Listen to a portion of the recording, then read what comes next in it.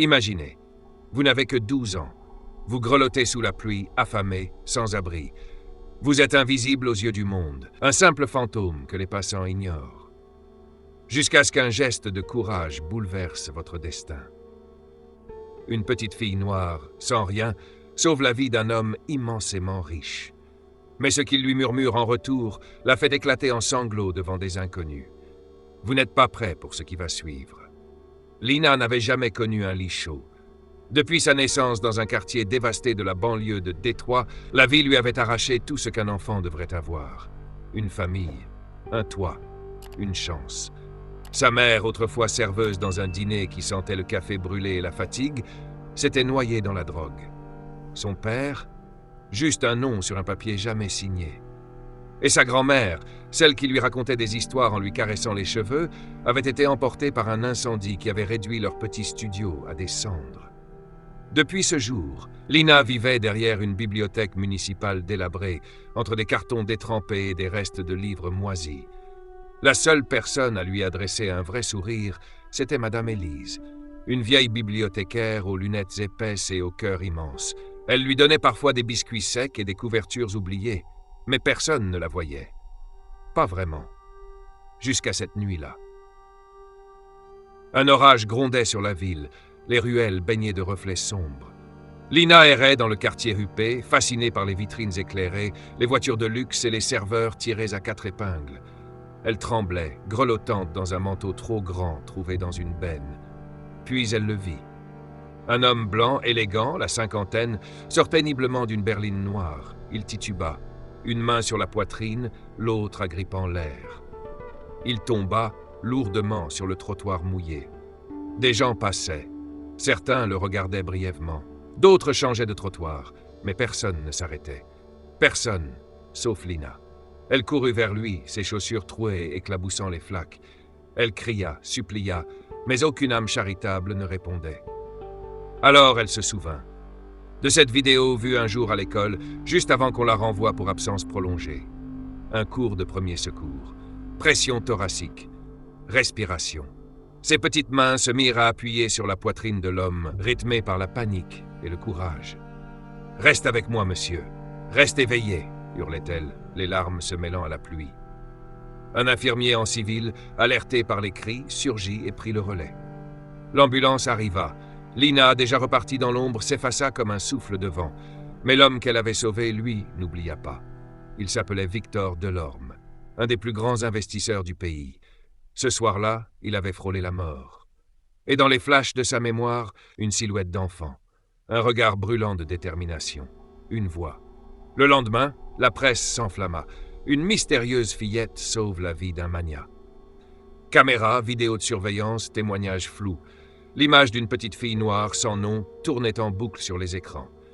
Victor, alité mais vivant, n'avait qu'une obsession, la retrouver. Pendant que les médias parlaient de miracles, Lina était retournée dans son coin oublié du monde, ignorant que son geste allait réveiller des forces bien plus grandes qu'elle. Elle regarda par hasard la télé à travers la vitrine d'un magasin de prêt sur gage, et elle vit son propre visage, flou, pixelisé, mais c'était bien elle. Madame Élise, la gorge nouée, l'aida à écrire une lettre. Quelques mots simples, un timbre, pas d'adresse de retour. Mais avant que la lettre n'arrive, des hommes la cherchaient, pas pour la remercier, mais pour l'argent. Un gang local, les Fauves du Nord, avait flairé le coup. Une prime de 500 000 $ offerte par Victor pour qu'on lui ramène la fillette vivante. Ils la traquèrent comme une proie. Dans les ruelles, sur les toits, jusqu'à l'angle d'un entrepôt désaffecté. Lina courait, le souffle lâché, le cœur affolé. Il l'avait presque, mais elle s'échappa. Blessée, mais vivante. Et pendant qu'elle s'effondrait, fiévreuse, derrière sa bibliothèque, Victor ouvrait enfin cette lettre. « Je m'appelle Lina. Je ne veux pas d'argent. Je voulais juste que vous ne mouriez pas. » Ces mots le déchirèrent plus que n'importe quelle crise financière. En larmes, il convoqua les journalistes et déclara « Cet enfant, c'est cette ville qui l'a abandonné. C'est moi, c'est nous tous. » Le soir même, Lina fut retrouvée inconsciente, fiévreuse, hospitalisée d'urgence. Et c'est là que tout bascula. Victor entra dans sa chambre, sans caméra. Il retira son chapeau, s'agenouilla la regarda comme un père retrouve son enfant perdu et lui murmura 5 mots qui changèrent sa vie. « Tu rentres à la maison, Lina. » Elle éclata en sanglots, agrippée à son manteau. « Si tu es encore là, c'est que cette histoire t'a touché. Alors n'attends pas. Abonne-toi maintenant, active la cloche et laisse un like pour soutenir ce genre d'histoire vraie qui parle à tous. Ton soutien compte. Et on continue l'histoire maintenant. » Les jours qui suivirent furent un tourbillon. Lina, branchée à des machines qu'elle n'avait vues qu'à la télé, ne comprenait pas vraiment ce qui se passait. Mais elle savait une chose. Pour la première fois depuis longtemps, quelqu'un restait. Quelqu'un veillait sur elle. Victor Delorme ne la quitta pas des yeux. Les médecins, d'abord méfiants, commencèrent à comprendre. L'homme au costume sur mesure, aux mains pleines de cicatrices invisibles, n'était pas là pour se faire bien voir. Il était là parce qu'il avait besoin d'elle autant qu'elle avait besoin de lui. Quand elle ouvrit enfin les yeux, Lina voulut parler, mais ses cordes vocales ne suivirent pas. Alors Victor lui serra doucement la main et lui chuchota « Tu es en sécurité maintenant. Tu n'as plus à courir. » Il remplit les papiers d'adoption sans même consulter ses avocats. Pour lui, ce n'était pas un geste juridique, c'était une promesse de réparation. Mais le monde extérieur, lui, n'avait pas le même cœur. Quand la presse annonça que l'homme d'affaires avait adopté une jeune fille noire, sans abri, venue des rues, les réseaux explosèrent. Certains célébraient un acte d'amour, d'autres crachaient leur venin. C'est un coup de pub. Il veut redorer son image. Il va l'utiliser comme trophée. Mais Victor n'écoutait pas. Il aménagea une chambre pour Lina.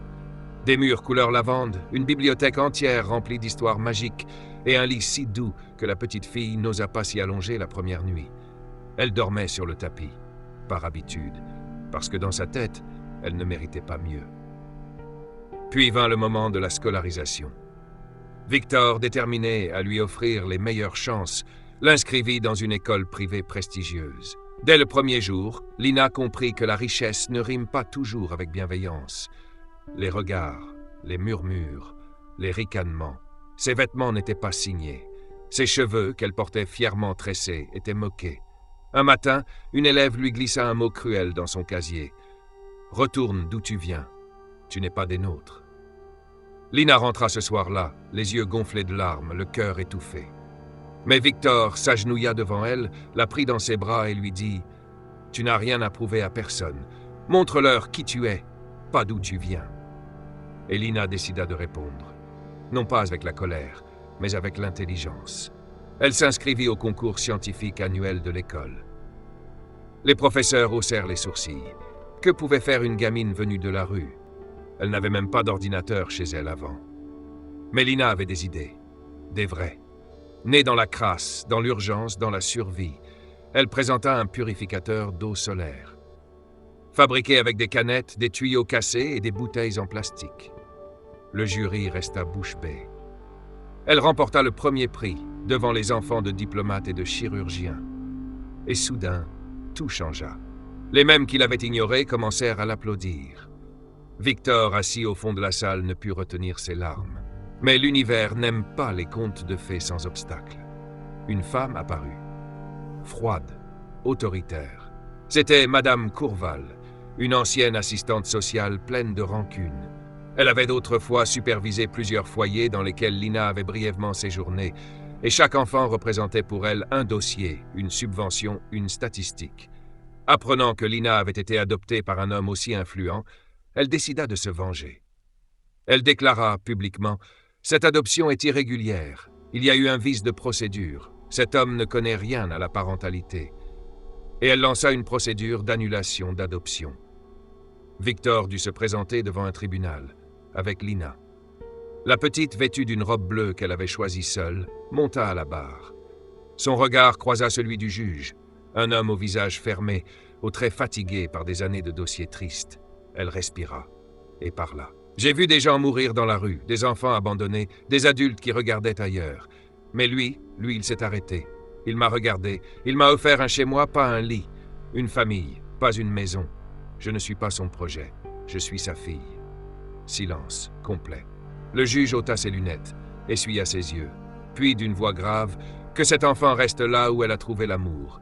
Dossier clos. » La salle éclata d'applaudissements. Mais alors que Lina sautait dans les bras de Victor, il lui tendit une enveloppe froissée. Elle l'ouvrit et lut. C'était un acte de naissance. Nom Lina Durand. Mère Sophia Durand. Père Victor Delorme. Ses jambes cédèrent. Son souffle se coupa. Victor la rattrapa dans ses bras. Il murmura « Ta mère et moi, on s'est aimés. J'ignorais que tu étais né. Je t'ai retrouvé, par miracle. » Lina sanglota, le visage enfoui dans sa poitrine. « Si tu es encore là, c'est que cette histoire t'a touché. Alors n'attends pas. Abonne-toi maintenant, active la cloche et laisse un like pour soutenir ce genre d'histoire vraie qui parle à tous. Ton soutien compte et on continue l'histoire maintenant. » La révélation bouleversa Lina. Victor n'était pas seulement l'homme qui l'avait recueilli, protégé, sauvé. C'était son père, son vrai père, celui qu'elle n'avait jamais osé imaginer, celui qu'elle croyait être un mystère scellé à jamais. Pendant des semaines, elle resta silencieuse, comme si les mots ne pouvaient pas contenir tout ce qu'elle ressentait. La joie, la confusion, la douleur d'avoir grandi sans lui, mais aussi la gratitude de l'avoir enfin retrouvé, contre toute attente. Victor, de son côté, ne força rien. Il restait présent, patient, bienveillant. Il ressortit de vieilles photos de Sophia, la mère de Lina, des clichés de jeunesse, souriante, libre, avant les drames. « Elle t'aimait déjà avant de savoir qu'elle t'aurait », souffla-t-il un jour, en posant un cadre sur la table de chevet de Lina. Mais le monde extérieur, une fois encore, s'en mêla. Les médias s'étaient emparés de l'affaire. Lina était devenue une icône nationale. On parlait d'elle dans les écoles, dans les talk-shows, sur les réseaux sociaux. Des ONG proposèrent de créer des programmes inspirés de son histoire. Une grande maison d'édition souhaitait publier un livre. Un sénateur voulut même baptiser une loi de son nom, la loi Lina, destinée à protéger les mineurs sans domicile. Mais Lina n'était pas prête pour tout ça. Elle voulait rester une fille. Juste une fille qui apprenait à être aimée, à faire confiance. Victor décida alors de lui laisser le choix. « Tu n'as rien à prouver au monde, Lina. Tu peux disparaître de la lumière si tu veux. Je serai ton ombre. » Mais un jour, Lina entendit un cri, celui d'une petite fille seule, devant le portail de l'école, des larmes, un sac déchiré, des chaussures trouées. Elle se vit. Elle a 9 ans. Et quelque chose se réveilla. Lina décida qu'elle ne voulait pas fuir la lumière. Elle voulait l'utiliser pour éclairer les autres. Elle accepta de devenir l'ambassadrice d'un projet de transformation. Rénover la vieille bibliothèque abandonnée où elle avait survécu pendant tant d'années et la transformer en centre d'accueil pour jeunes en détresse. Elle y plaça une plaque à l'entrée. « Ici, j'ai dormi sans rêve. Aujourd'hui, j'y construis des avenirs. » Elle nomma Madame Élise, la bibliothécaire, directrice du centre. Et chaque semaine, Lina venait raconter des histoires aux enfants. Des histoires où les héros n'avaient pas de cap, juste du courage. Le jour de l'inauguration, elle monta sur scène devant une salle comble. Enfants, enseignants, politiciens, journalistes, anonymes. Elle prit une grande inspiration et déclara « J'ai grandi dans l'ombre. » Mais quelqu'un a vu une lumière en moi. Il m'a dit ces mots « Tu rentres à la maison, Lina. » Ces mots m'ont sauvé. Aujourd'hui, je veux les offrir à chaque enfant abandonné, ignoré, rejeté. Tu comptes. Tu es aimé. Et toi aussi. Tu rentres à la maison. Silence, puis des pleurs, puis une ovation debout. Victor, assis au premier rang, cachait à peine ses larmes. Et dans un coin de la salle, une petite fille en haillons leva timidement la main et demanda « Madame, vous pensez que moi aussi, je peux devenir comme vous ?» Lina descendit de la scène, s'agenouilla à sa hauteur, lui prit la main et dit « Non, pas comme moi, encore plus grande. » Aujourd'hui, Lina Durand n'est plus une enfant des rues. Elle est devenue un symbole vivant de résilience, d'amour et de renaissance. Et Victor, il n'est plus seulement riche, il est le père le plus chanceux du monde. Parce qu'il a compris une vérité qu'aucun compte en banque ne peut acheter. Parfois, c'est dans les regards que personne ne remarque que se cachent les âmes qui changent le monde. Si cette histoire t'a bouleversé, n'attends plus. Abonne-toi, active la cloche et like cette vidéo pour soutenir des récits humains, vrais et inspirants. Tu peux changer une vie, comme Lina a changé la sienne et celle de tant d'autres.